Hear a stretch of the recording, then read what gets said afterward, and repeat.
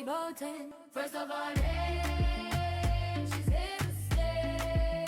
Join the winning team. Peggy Bolton.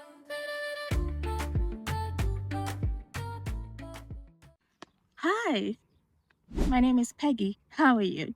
If you're new here, subscribe, join the winning team, and become a beautiful pearl or have some gravel. So, as you can see today, I'm outside because it has come to my notice that some of you are a little bored with me being in my room 24/7. And it's because, honestly, yeah, I'm an introvert. All of this is a facade. Guys, I'm really, in real life, I'm actually a really quiet girl and actually a shy girl. And actually, today's topic is about how I ended up being shy and quiet. Yeah, so today I'm outside. It's early in the morning, but the sun is so up, and I don't even know if the lighting is good. But, anyways, how do I look, guys? How do I look? I'll show you my full outfit later. But today I'm gonna be talking about my childhood and how I believe I'm a bit unlucky when it comes to friends. Okay, I'm gonna rush through the story because I'm outside and I don't want people to start coming out and see me because I'm shy. Yeah, so let me start with my first friend, my first best friend.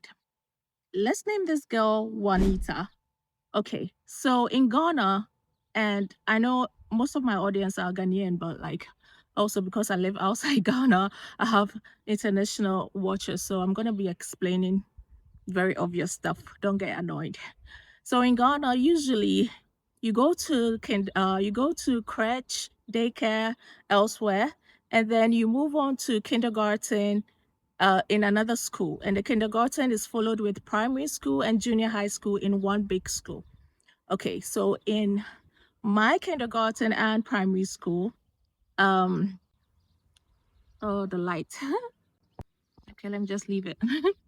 So in my kindergarten and primary school, we had to interview. It was a Catholic school.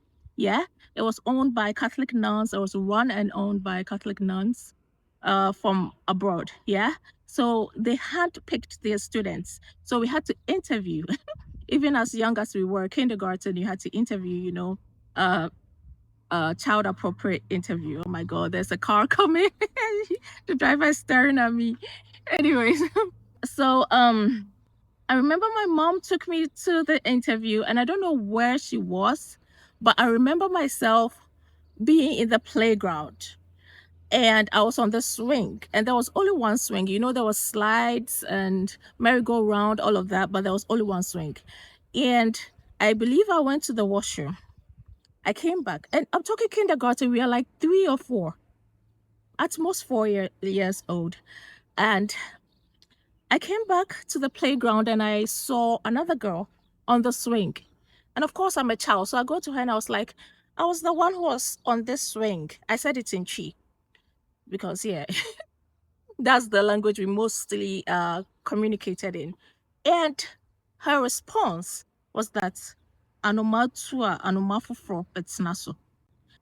To wit, when a bird flies, another bird replaces it. Mind you, we are 3 year olds, 4 year olds.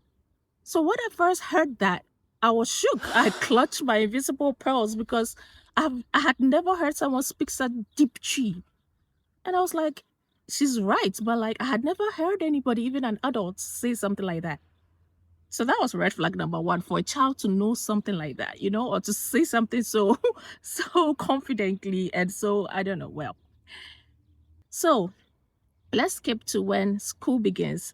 We are in kindergarten, and in our school and in Ghana, most times, young kids are made to cut our hair really short, like boys. The girls are made to cut our hair really short, as low as the boys would. And they claim it's because they don't want us playing with our hair and not focusing on school and blah, blah, blah, blah. Makes no sense. But all of us cut our hair. But Juanita, I don't know what kind of connections she had with the school or whatever. But apparently, the rumor was that her parents brought a doctor's report claiming that she had a medical condition that didn't allow her to cut her hair. So Juanita was the only one with long hair. So I do not know if that was the reason she had so much confidence or she just was born with it.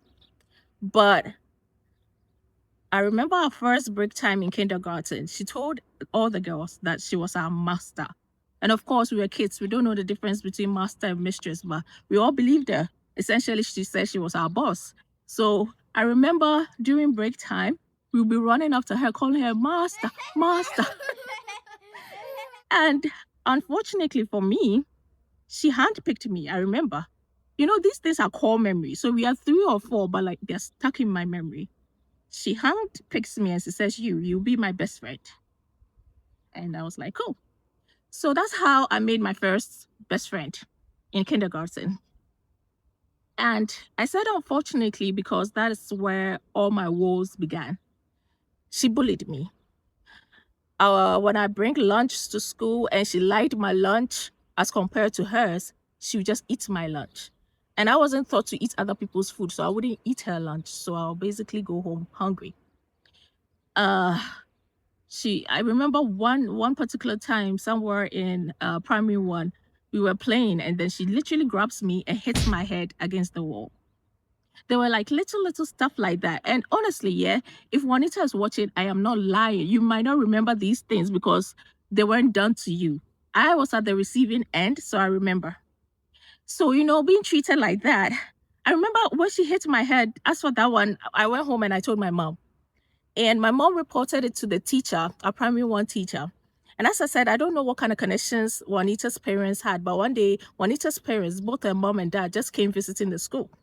And I remember because that was the first time I was seeing her mom, and I thought she was gorgeous. She was wearing this yellow-red kente dress, and she's light skinned, so the kente, the colors of the kente contrasted with her skin, with red lipstick and dark shades. I was like, whoa. So I remember that day very clearly. So our teacher reported the incidents and what had been happening to Juanita's parents, and they called me and they asked me, "Is this true?" And I said, "No, it's not true." So you see how you see how people who are abused tend to protect the abusers. I couldn't tell the truth. And up to now, I don't know why I did that. I made the teacher look like a liar. I said it wasn't true. And I don't know. So it continued. But as we grew older, the girls realized, ain't nobody our boss. She's not a boss. She's not a master. So all of the girls just literally began to shift and form their own groups. And during break time, they'll go their own way. And I was literally stuck with Juanita alone. Oh my God, I wonder if the lighting is better this way. I really want to switch, but I'm scared. Guys, is the lighting better this way? The background isn't better, but I think the lighting is better this way. Anyway, as I said, so I was literally stuck with Juanita alone. All the girls will be somewhere else and I'll be lonely with Juanita. And so she had so much power over me. She was the only friend I knew. So because of how she treated me, I essentially developed a timid, shy, and quiet character. And honestly, that has affected me my whole life. It's only up until university that I began to break out of my shell. Okay. Anyways, so what happened was that when we were in junior high, I and Juanita and a couple of girls felt that we were the grown-ups, we were the bigger and taller girls. So we planned to go write the BEC, which is the final exam to get to, when you pass that exam, you get into high school, you know. We wanted to skip a year and write it in second year of junior high. And fortunately or unfortunately, I became the head girl's prefect for the school. So I couldn't just do that. I couldn't just skip a year and leave the school and go to senior high school. I don't think the lighting is better this way. Gosh. Anyways, guys, I'm still finding my footing.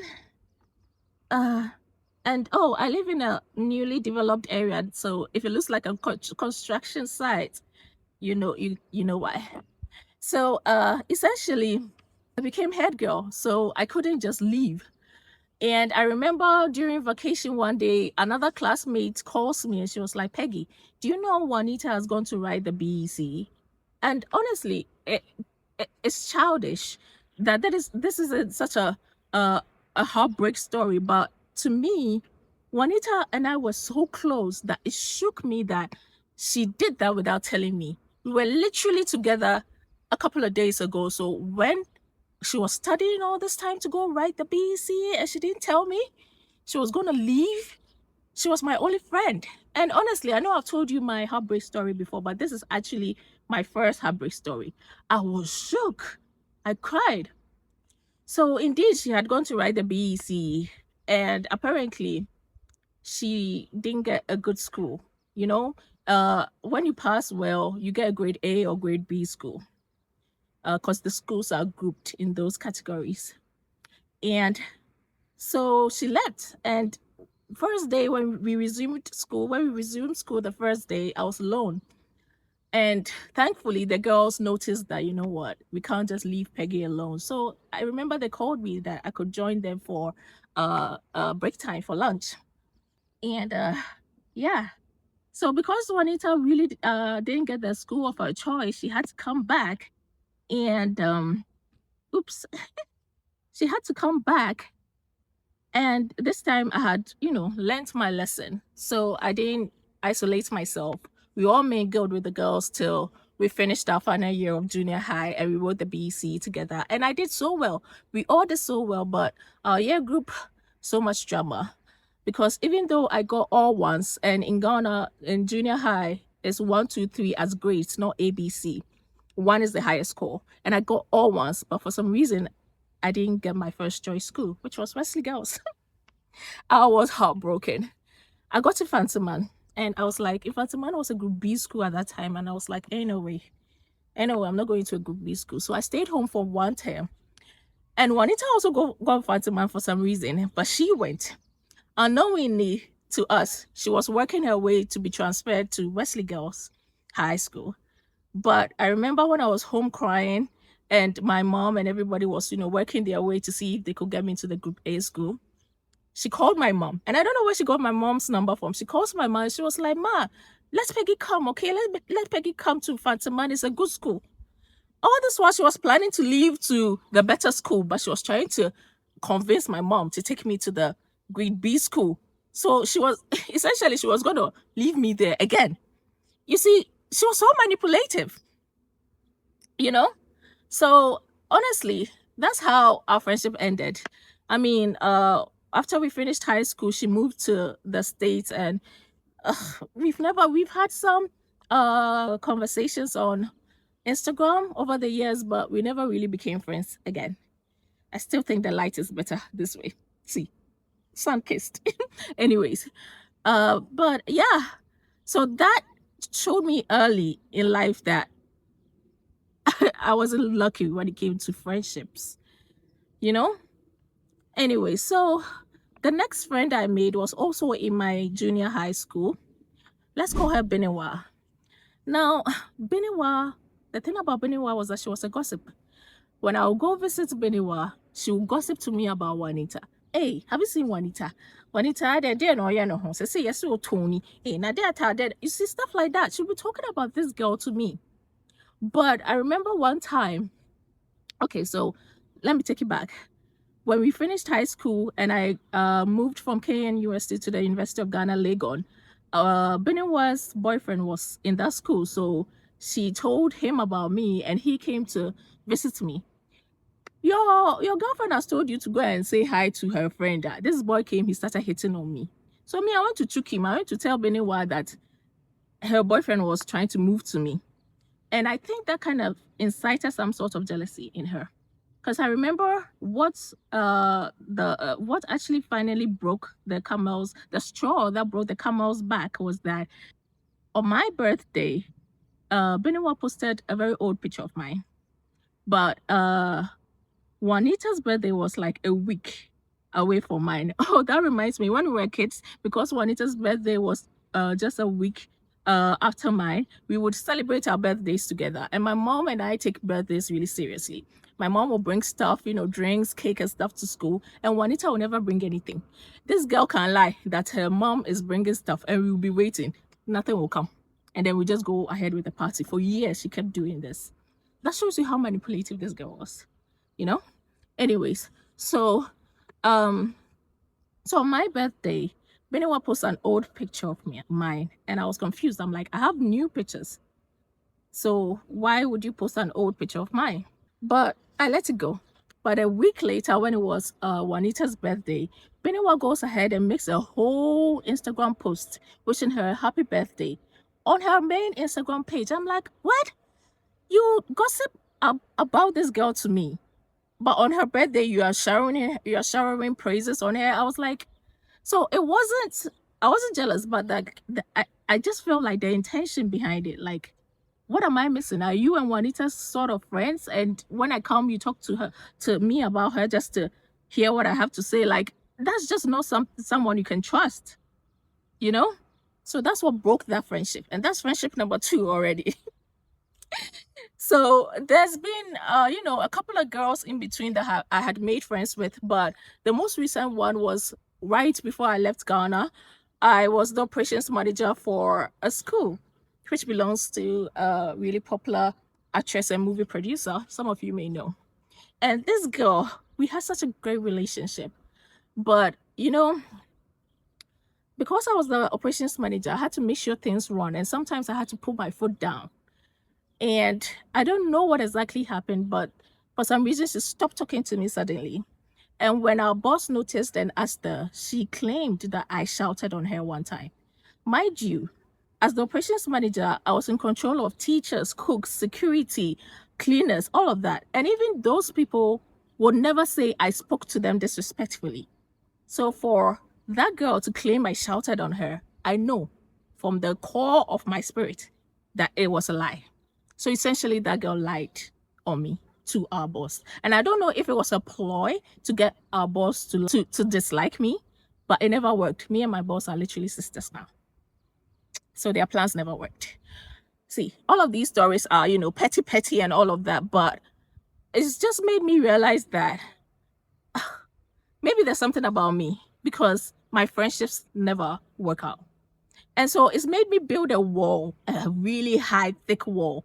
So much so that over the years, when a girl wants to come close to me, and it usually happens from afar, girls see me and go like, ooh, this girl is cool, she's pretty. And from afar, I look rich. So they want to come see what's up.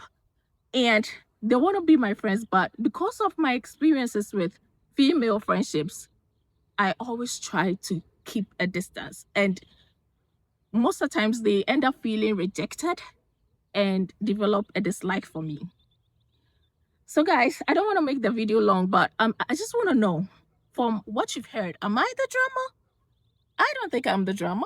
Because why the hell do I always end up with the wrong friends? It's unfair.